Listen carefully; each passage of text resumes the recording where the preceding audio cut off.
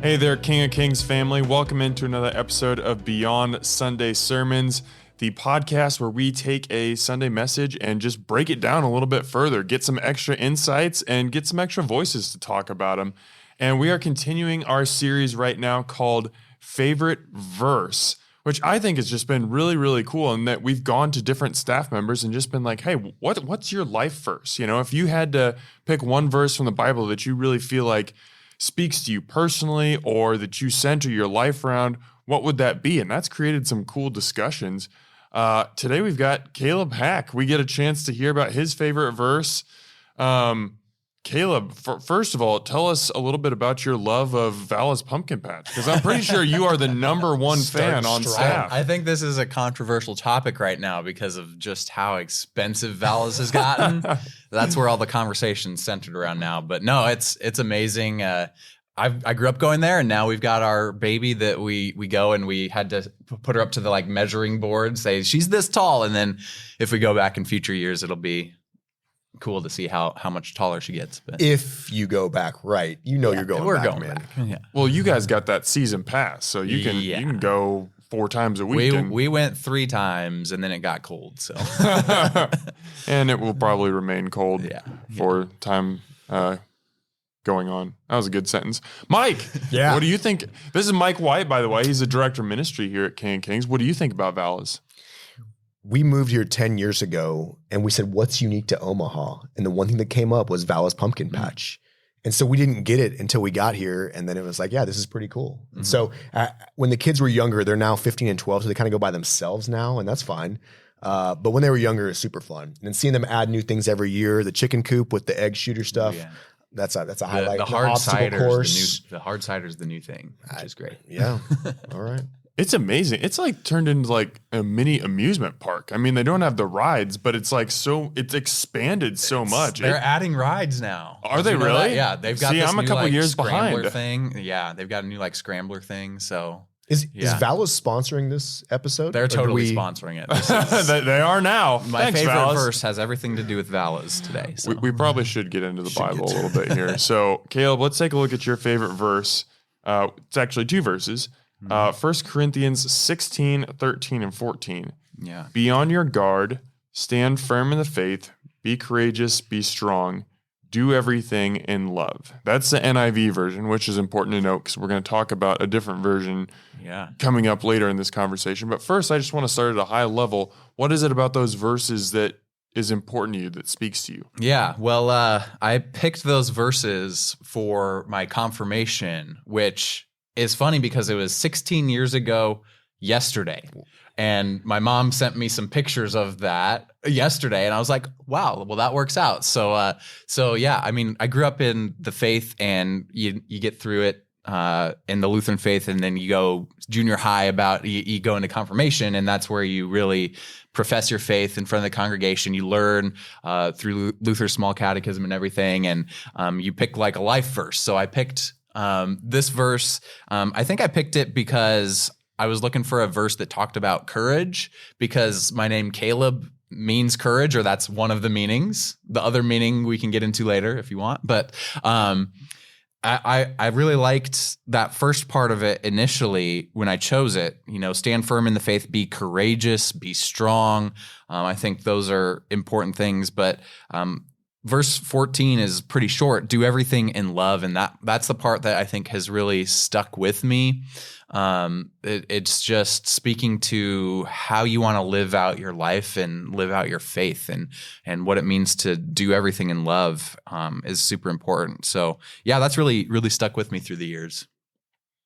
Mike, you're the king of context. Oh boy. Can you just give us a little bit of context about this letter? This is Paul's letter to the Corinthian church. What was going on at this time? Why is he writing to them? What's going on with the Corinthians? Yeah, so Corinth was a big city. This is one of his longer epistles or just letters to churches. What we see, this is unique with Corinthians, I think, is he's referencing a letter they've already written to him.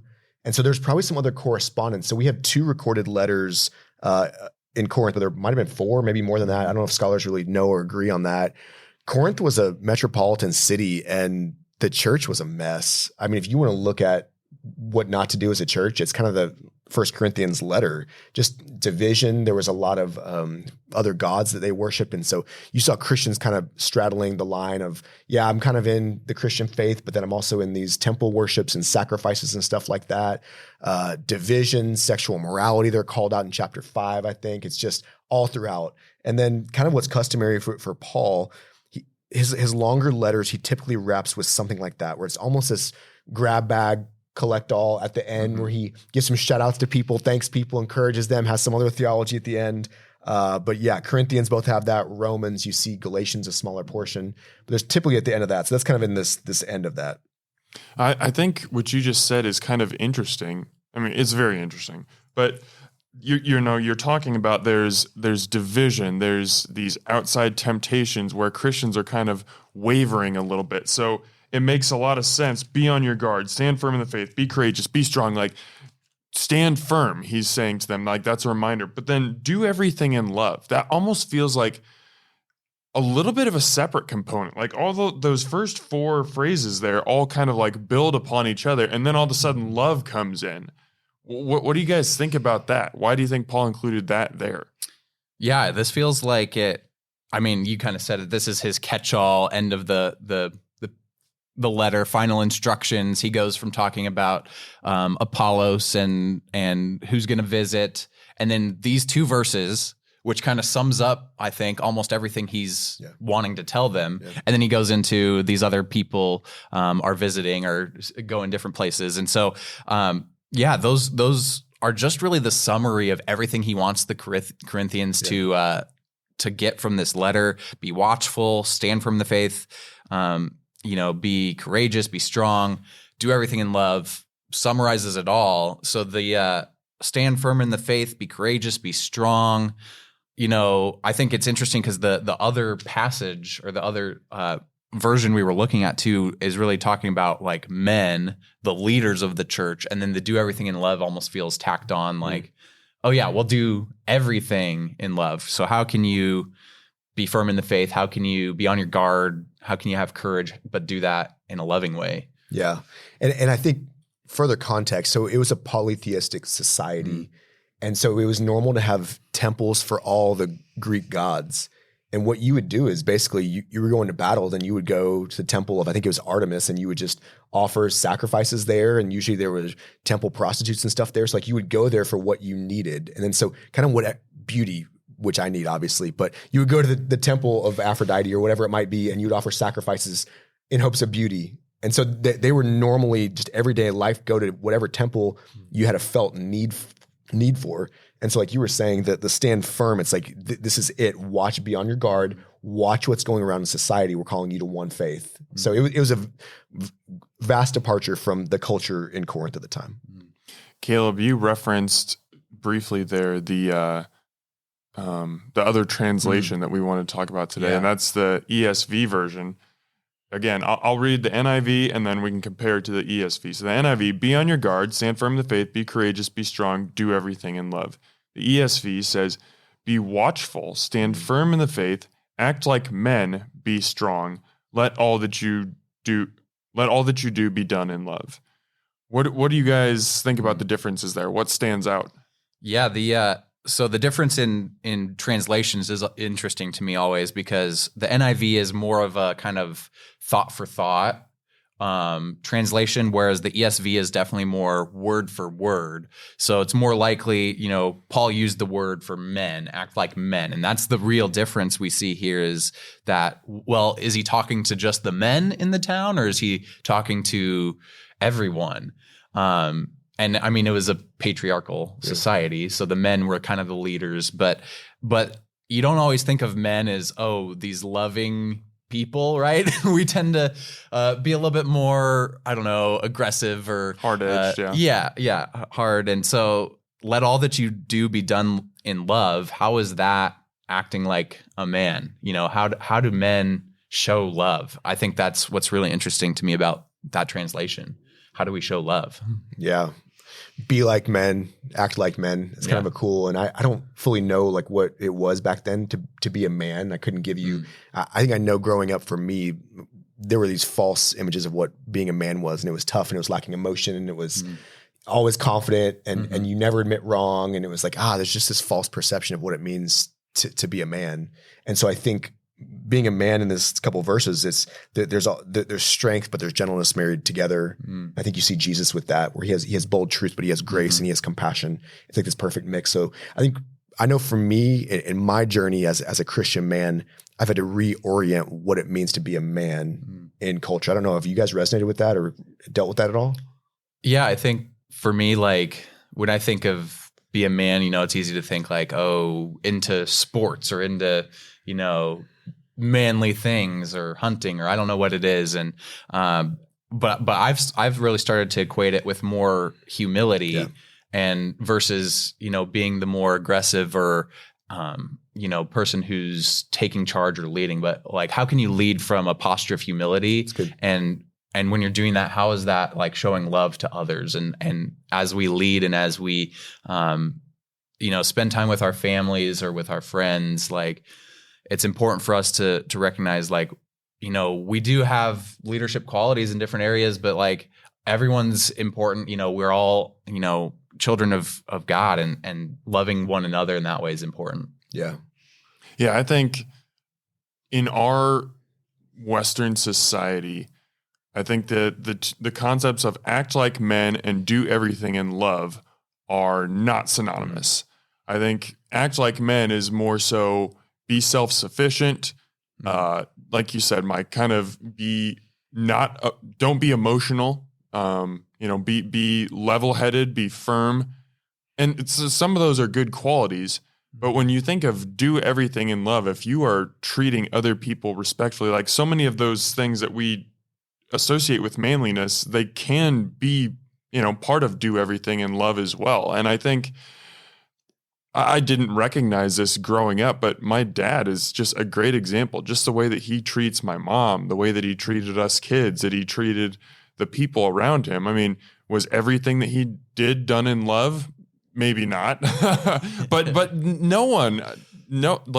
that's the case for anyone. And I think, being able to look at people's lives who you admire and say, that's what, authentic manhood looks like. I think if you really examine their lives, you see that they try to live out 1 Corinthians 16:14 as well as they can. Mm-hmm.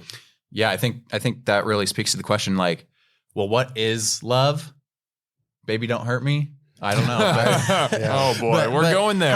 How do we love, and what does it mean really to love? How do I show that love? And so I was looking at, kind of the Greek language that was used in this letter, and the word love he uses is agape, which I think we talk about probably the most, is the highest form of love. And there's actually 8. Mike thought there was 4, but there's 8. You corrected me. Yeah. There's 8 Greek words for love. And so agape is the selfless, godly love. So that's the one that Paul is telling us we need to do everything with a selfless, godly love. And my thought when I was, re-looking at this verse as my favorite verse was, well, like, everything I do in one way or another is kind of an act of love or an act of worship, really. It's either like I'm loving myself or I'm loving others or I'm loving God in some way. Everything I do is probably falling into one of those categories. But what Paul is saying is do everything with that selfless, godly love. Yeah. That's an interesting thought. So you think everything you do is out of love. Define love. Yeah, that's what we're trying to do. So the love in the way of, like you think of maybe self-love or selfish love almost. It's all about me. What am I doing to, make myself look better or take care of myself or put myself first? That might be a kind of love. And some of these other ones, self-love, the Greek word philatia is like, that's a love, a word for love that they had. So everything does something in that way. They've got like mania, obsessive love. The other ones we talk about, philia, affectionate love. Eros is the romantic or passionate love. Storge, familiar love. So there's all these different types of love. Yeah. So that's the way that I look at it, is like, okay, I'm loving in these different ways. And then you want to look at, okay, well, what's the most important out of that? How does God love me? And you want to show that love to others in a way that it's giving of yourself. And I don't always do that. Right. Nobody can always do that. Jesus was the only perfect person, and he showed that kind of love. So we need to model our love after him. And our love isn't always like that. Yeah. So Yeah, I think that's good. I think if there's probably a healthy and unhealthy, so we might use the word love, Right. but maybe what's at the center of my decisions, and it could be healthy versus, like you said, selfish love. That's almost an oxymoron. It kind of is, yeah. Right there. So it's like, that's not really love, but it's putting me at the center. Right. And it could be in a healthy way, it could be in an unhealthy way. But the ideal is that agape, that unconditional, self-sacrificial. Yeah. And that's what Jesus showed. That's what Jesus did 100%. You know, when he would give his life for us, that's the ultimate act of unselfish love. And, you know, that's what faith is all about. And so when we're told to, you know, do everything in love, I don't know that I would sacrifice myself for you, Mike. I don't know. That hurts, man. But that's what Jesus does for us. And you want to get to that point where you're willing to give everything to follow Jesus. That's cool. You said something earlier. I was reading through this morning, and he kind of gives his shout outs, and there's some familiar names of Apollos. You see Apollos referenced in, I think it's chapter 3. He was a pastor, church planner in Corinth also.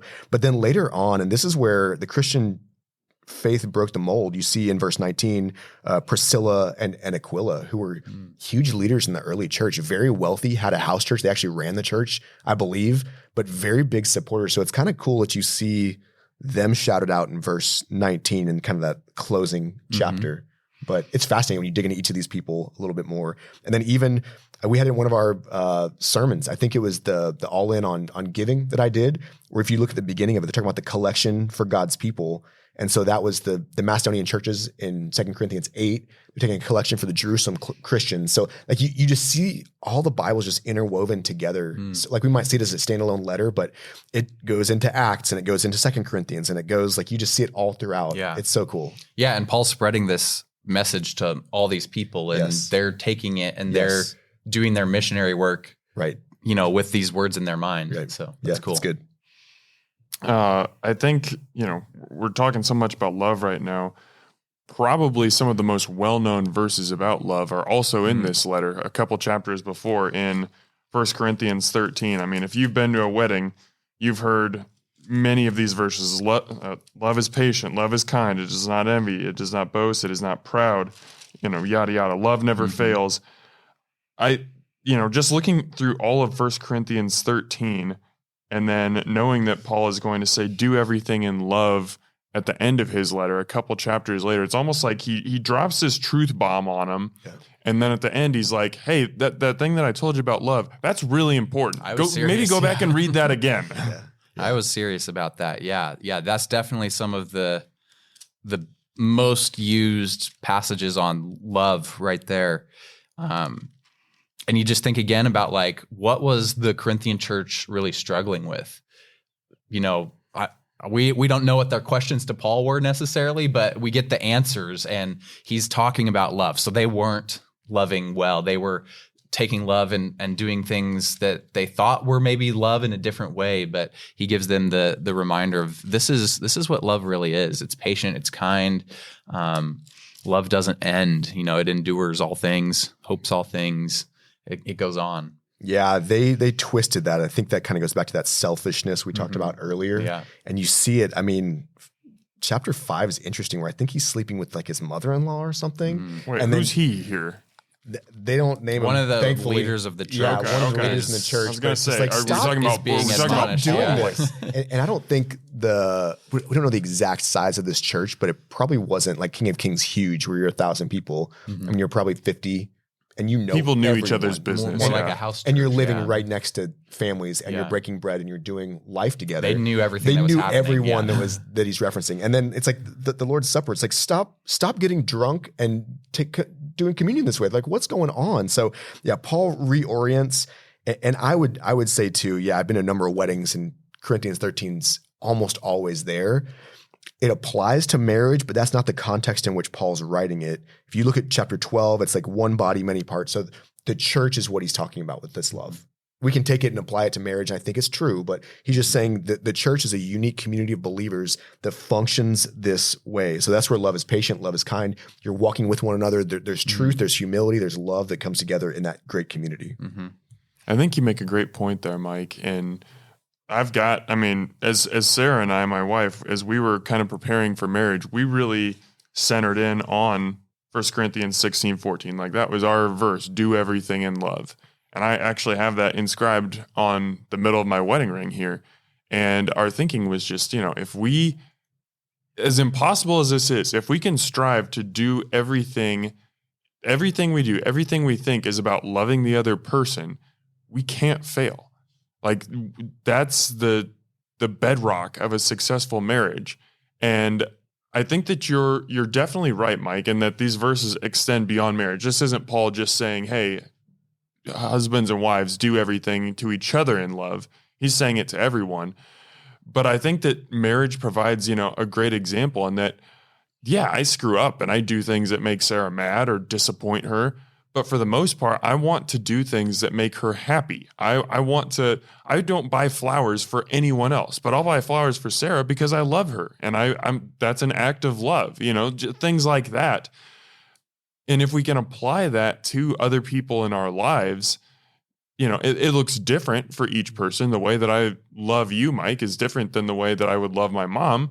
But if we act towards each other in love, like that's how we build this thing. That's how we get non-Christians looking at us and being like, what's different about those people? Who's this Jesus guy that they're following? Yeah. And if you think about marriage, you're what, 4 years coming up? Yeah, you're 5-ish. We're almost 5. Almost 5. 5 in March. So we were 20 in August. And I just think I'm so radically different now than I was 20 years ago. And man, selfishness is death to a marriage. And so I know there are seasons of that, trying to grow out of that, grow up, maturing, becoming humble, hearing your spouse. And for me, it's, you guys know me pretty well, but like I'm very, very logical. And so I can build my case and be right pretty quickly or defend myself. And so what I had to learn early in marriage was I would sacrifice the relationship to be right. And it was dangerous. And so then it's like, again, what's my motivation here? It's to be right, not to hear Liz's heart and work through something together. Yeah. And so I don't know. That's my wisdom. Humility, my favorite quality in people. And I don't know how a marriage can be successful if you don't have humility. Yeah. I think, and leading in marriage from a position of leading in faith too. Yeah. Like we have this opportunity to lead our families in faith and do that in a loving way. And right now, we just had our baby and she's 4 months old now. And it's so easy for me to be like, oh, I'm tired. I don't want to do the chores. Or I don't want to help out in a different way. Like, but being sacrificial in my love is really giving. And that's what's going to give life to our marriage. And then when I look at that too, like we were talking about with other people who maybe we're not close with, or if somebody else has a need and we need to serve them too, it's how can I sacrifice and love in that way? Yeah. Made me think of Ephesians 5. I think it's a controversial section, but it talks about wives submit to your husbands, and we just stop there and people are irate about the word submit. It's like, whoa. Just like read the context, get into it a little bit more. Like Christian marriage was actually really unique in the culture where it was definitely equality between, but then go to 25, it says husbands love your wives just as Christ loved the church and gave himself up for her. So it's like, okay, we get stuck on the word submission, but keep going. And husbands, you're called to die continually for your wife. Well, do you think about how Jesus loved and how he lived and how he submitted to his Father in heaven? Yep. And he's there in the garden asking God, take this cup from me. Like, if it's your will, I will do it, but I don't want to die. I don't want to sacrifice like that. And nobody does. I don't know that Jesus necessarily would say he didn't want to, but like, he's like, balancing that. How do I do this love that's the ultimate sacrifice? And that's what he does for us. And if Jesus can sacrifice for us and we're supposed to follow his example, like how can we love others? Yeah. And that's that transformation. I think you're right in the garden. I mean, yeah, it's interesting to think that he obviously wanted to, but I think he realized the gravity and weight of it in that moment, but that sacrifice is huge. And then I think I was going back to identity. So because of Christ's love for us, we have new identity. And that's what you see Paul goes back to it in his letters a lot, and he goes back to like, as dearly loved children of God, therefore act this way. So it's like, it's always going back to identity that informs behavior, if that makes sense. Yeah. So Real good stuff, guys. I mean, we just hit on a lot of topics, a lot of good stuff about love. As we wrap up here, is there anything else about 1 Corinthians 16, 13, and 14 that you want to hit on, or maybe something? I mean, obviously we've touched on a lot of really good stuff, I think, so far today, but is there anything that you would just really hope that someone listening or watching to this takes away from it, and that's their takeaway for the day? Yeah, I think also the be strong. Like, it's just one simple phrase, be strong. Where does our strength come from? You know, does it come from internally? Is it myself? Am I providing the strength? Or, you know, as he talks about, stand firm in the faith, be on your guard, be courageous. Like, those are qualities we get from God. And so our strength comes from God. Our ability to love comes from God. God is love, right? So we want to be able to take that and have the strength to love in that humble, godly, selfless way. yeah. Two thoughts. I think as I've matured and grown in my knowledge of the word, my relationship with the Lord, I think Christianity is an internal relationship that then drives the external, if that makes sense. I think as a kid, I flipped those. And so it was kind of this behavior modification where you like look and perform a certain way, but I was trying on my own power. And so I think when you dig into scripture, it's an internal transformation. We talk about we transform lives, the King of Kings, right? So there's a heart change that then drives your behavior. And then second thing, shout out to Vala's Pumpkin Patch one more time. Your kettle corn kills it. So I love it. That's all I got today. Nice. I don't know if there's a better way to end it than that. King of Kings family, let's keep living our lives beyond Sunday.